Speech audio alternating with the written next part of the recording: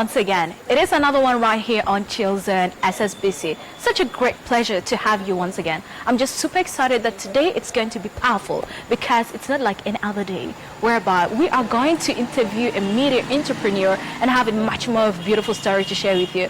And of course, the location says it all. We're shooting from one beautiful location in the heart of Juba, whereby Juba Mall, Nylok, yes, a new location with great mind and at the same time exploring the beauty of South Sudan. Stay tuned and have much more fun right here on Chillzone.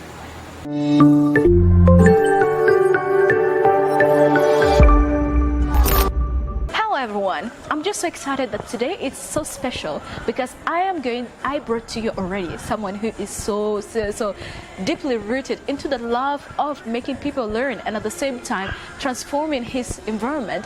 Actually, he's one of the major game changers in the country that is upcoming and soon capturing our airwave with much more of bigger projects. Mr. Wani, you're welcome to Chillzone. Thank you for having me. I'm just so excited that today I had to finally have you on the platform. It's such a great pleasure always to have great minds like you. Thank you. It's good to be on the show. I've been watching the show and I know you reach out to me sometimes earlier on but time clearly permit for us to meet. But finally we're here today, so thank you for having me. People are always occupied and busy. I'm not sure, but yeah, thank you. Well, welcome to Chillzone, and you can have a very brief introduction, beautiful one about yourself. My name is Wani, known as Wani Lokulang. I am an entrepreneur. I have a media company that I'm running. And at the same time, it's called Soulmate Media. At the same time, there is a foundation that I'm running as well. Sounds good. Sounds good. So what pride do you have as Wani? I really take pride in all the work that I do because it's not easy, first of all, to start with. It's really very difficult. But I don't give in easily. I usually try to be aggressive in all the businesses that I do because I know hard work pays. And second of all, I also take pride in all the support that I get from my family members, from the community, people who are consuming my product, from family members, like I said, and from loved ones all around. But most importantly, I'm also taking pride in the knowledge that I have and the faith that I have in all the things that I do. I'm just so glad that such a great personality is just seated in front of us and gracing the screen. So right now, talking about you managing both of it, how do you manage that? Because as a young person, they'll be like, no, it's only for someone at specific standard, stage of life to do so. Tell us the tips and tricks on how you manage your time. How I manage my time? Because it's very important for development. Yes, it's not really easy because first and foremost, I'm the only one managing both the businesses, at the top of it. I have people that I'm working together, really amazing people. But then I have to devote more time to manage both of the businesses. At the same time, I also have to devote some time to my family, and at the same time, I also have to devote some time to myself. And usually, I put myself the last because, in the end of the day, my family, my businesses, they count as part of me. So it's really very hard, but I'm trying. So tell us a bit of achievements that you have so far done, if coming to the side of your business and at the same time your organization. What impact have you done so far? Let's talk about the media first. The media is called Soulmate Media. It's focusing on marketing and advertisement, but also at the same time we're doing awareness in the community. I work with individuals, with NGOs, with even some the government, anyone who wants to things to do marketing, media, even filming, and all of these things, they are welcome on board. And some of the achievements that I can mention is, for example, in 2020, up to last year, up to date, there's a movie that we made, me and my team, called Temporary, and the movie was aimed at to create awareness about gender-based violence, and it's really sparking the conversation about gender-based violence, and a lot of improvement is taking place. People are getting to know gender-based violence and the effect of gender-based violence and why it's the bad thing to do, and how can we treat each other with respect and unity. And at a personal level, of course, there are some brands that have markets, and of course, they paid me and kind of independent right now. I don't depend on anyone, but I depend on myself, and most importantly, also some people are depending on me, some of my family members. So I count that as an achievement as well. Impressive. So talking about you already being an entrepreneur, you have tested the waters and you have seen a lot of things. So as you, and what do you see as a challenge for young people to actually become entrepreneurs? The bigger challenge that I see is that people lack passion. You see, like I've told you, like, I'm managing two things at the same time: the company and the organization. One way that makes it easier for me is like the passion that I have for doing both of my job. See that? I do it with passion. People don't have the passion to do things. People just like try to do things because they are forced to, because like their parents ask them to do it, or like because someone is doing it and all of that. And without passion, of course, like you will not make it, like or you'll just like along the way just lose interest, and like it becomes really very difficult. So I think passion plays like a great role when it comes to that. So you spoke about somewhere about your short movie called Temporary, and talks about gender inequality, or GBV. So do you think that it plays a very huge role to hinder women or young girls in progressing in terms of entrepreneurship? Yeah, absolutely. Of course, when we try to look at the atmosphere, like our country, and like Africa, or even like women all white, like there are a lot of things that like hinder them. The financial part of it is one of it. The lack of opportunities is one of it. Lack of education is one of it. And so with that movie, it touches all of this actually. And I'm very happy that it happened at a time whereby people are supposed to be like treating each other with equality, respect. Yet, like in places like here home in South Sudan, that's still like not the case. Women have been looked like down on. They're seen as just like marasakid, and in the end of the day, like they have to tolerate all of these things. Mm-hmm. So interesting. So now going on to the other factor of youth saying that, and you say it of them not being motivated enough, and apart from other things that discourage them from them thinking forward, how do you think they can progress or stop such kind of habits to look forward into their future and invest their time into something that can promote them ahead? First of all, you need to know, like what you really want in life, what you want to do with your life. See what I mean? That's a big question. Like, every day I ask myself this question. Hey, so God has blessed me, like with a new day. So what do I want to do, like with this opportunity that I have right now? And then this gives me like the urge to start doing the things that I do, like to go out to make a difference. You see, like for example, with the media house that I'm running right now, we not only like do like the advertisement, but at the same time we have like trainings that we're offering, and we have like so we have like trainings that we train people like videography, photography. We train them, both men and women actually, and we have video editing. We have like graphic design, web design, management, all of that.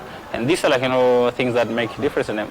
Because in the end of the day, they'll go and use the skill to like make money, or like do things that they love, particularly photography, website development, all of these things. So impressive. I think I need to be a student. Surely you're highly welcome. Actually, we'd love to have you in class. Yeah. That's so impressive. That's so impressive. So, Wani, do you think that parents also play a role in discouraging their children of not Very, very much. choosing the thing they want? Because now we're in a culture whereby they'll be like, oh, I want you to be a doctor, a lawyer, engineer, or a minister. Those four like major things that have been highlighted to every child. Yeah, actually, I'll tell you like a little bit of story of myself and how I got into the. So when I was still in high school, I did sciences. And after that, I did really very well, and I love biology so much. And like everyone knows like what's happened. Like we can be counted those who love biology and all of this. Yeah. And then after that, when I got the chance to go and study in the US to do actually my degree, I was exposed to a lot of opportunities. But before that, I used to love like the arts and the media. When I was even young, I would go take pictures. I used to have like cameras. So one day when I was young, my dad called me like, why are you doing this? These things will distract you from your schools. If you want to be like a photographer, just tell me so we can. So I became so scared. I dropped all of these things. But then in high school, again, because that's something that I loved, I went back to it again. Even I would go to some of my friends who have studios. I would help them take pictures and all of this. So when I went to college, I was exposed to a lot of opportunities, including like filmmaking. Then I remember my dad was advising me at one point to do like engineering. Other family members were advising me to do like medicine, and I was just confused. But I was like, you know what? I'm just gonna follow my heart.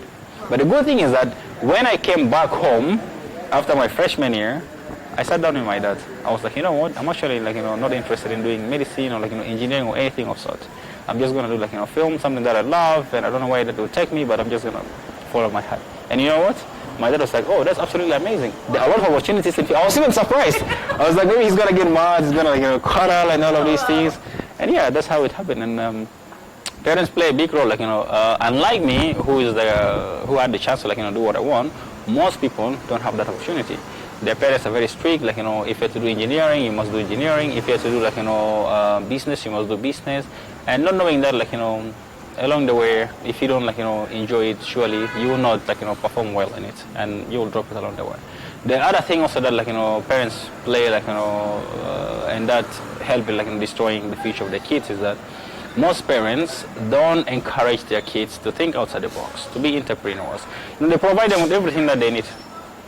Daddy, I want this car, they buy it for you. Daddy, I want this shoe, Daddy, I want money for this, they just give it to them. You see that? And they didn't know that, in life there's some basic needs and there, some secondary needs. You should only focus on, providing the basic needs, the health, the education, and maybe the food, the shelter, and all these things. Everything else that's secondary, try to teach your kids, on how to get it by themselves, because you will not be there for them, forever. And so this is one of the things that actually hinder, most of us from, doing well or progressing in life.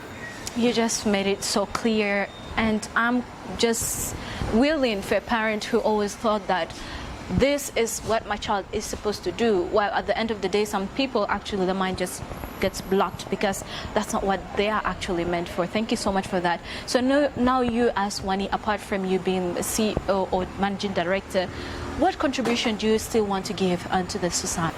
Oh yeah, I still have a lot to contribute in this country.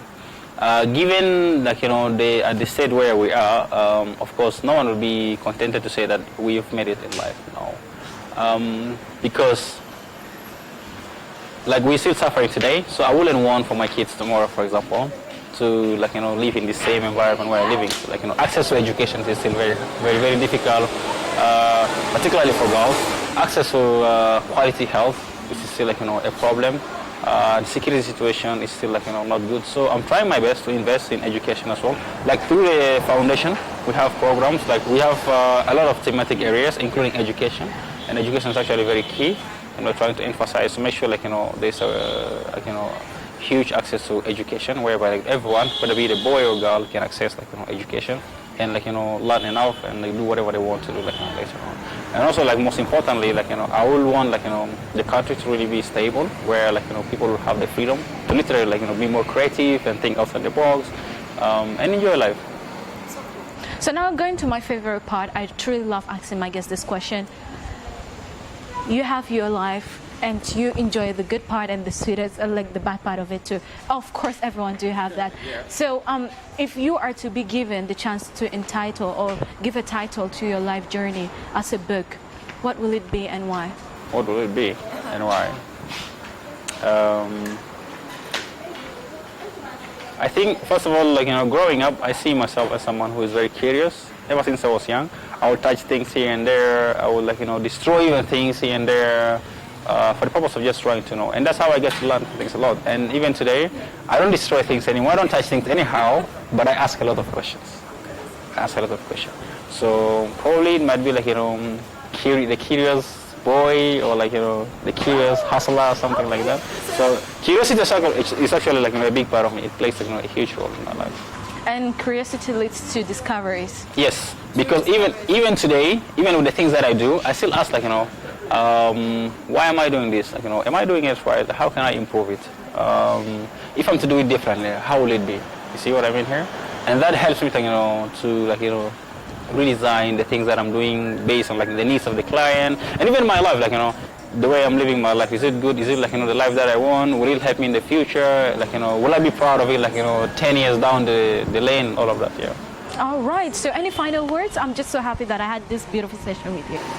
Thank you for having me. What I would like to say in the end, just a specific message to all the youth out there, is that let us try to be really, really active. We don't have to be lazy. Let us not live this life where we feel we're entitled. I mean, just because your father is a minister, just because your father has $1 million, just because you're a son of XYZ, that doesn't mean your father will always be there for you. It doesn't mean that belongs to you. The table can turn around any of the time. And second of all, tomorrow you'll be a parent. So what's gonna happen to your kids? So we need to start learn to think outside the box. Be go-getters, hustlers, hustle every day. I hustle even sometimes on Sundays. Even I go to, like yesterday I was working actually later. You see that? If I'm not going to the church, you find me in my office working even on Sunday. So impressive, so impressive. Anyway, thank you so much for coming to Chillzone. I'm just excited that you blessed us with great words and knowledge. I just wish you all the best, and hopefully next time when we're going to sit again, already you'll be telling us something different about the growth and progress that you have done so far. Thank you so much. Well, I'm just so excited that today it was a beautiful one, and for real, here on Chillzone you always meet faces and people, young, passionate, and they have a lot that they would love to present to themselves. It's not about them showing up, but it's about them empowering you out there, that you too have a chance and ability to be what you really want to. Thank you so much for always being a very good viewer, a beautiful one out there. Shout out to you wherever you are. Remember, we are shooting from one beautiful location, Nylok, right here in Juba, whereby you can have your smooth, relaxing evening. With me, Rachel Hakim, I got to say to you, stay tuned because we're not yet done from fun.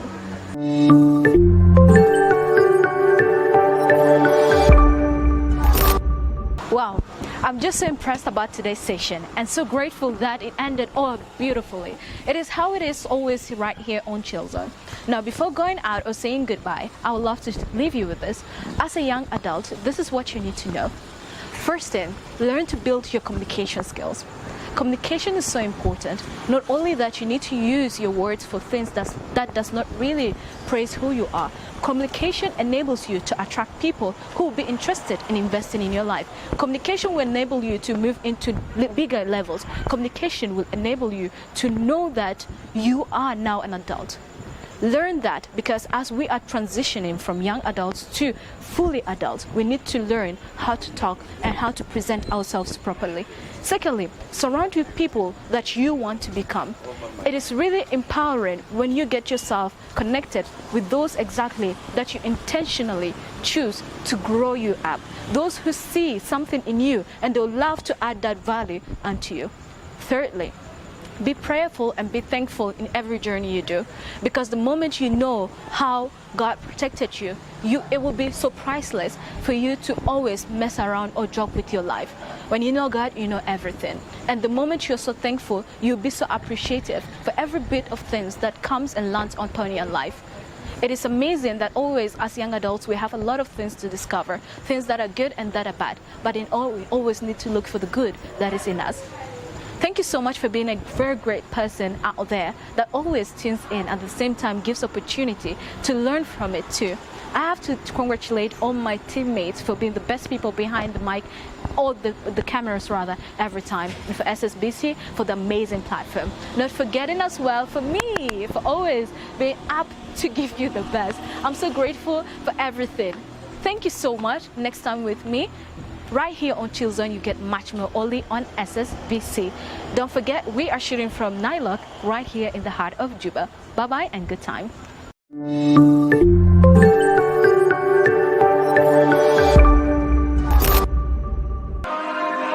We touch, we break, make it seem like we feel the same. We love what we hate.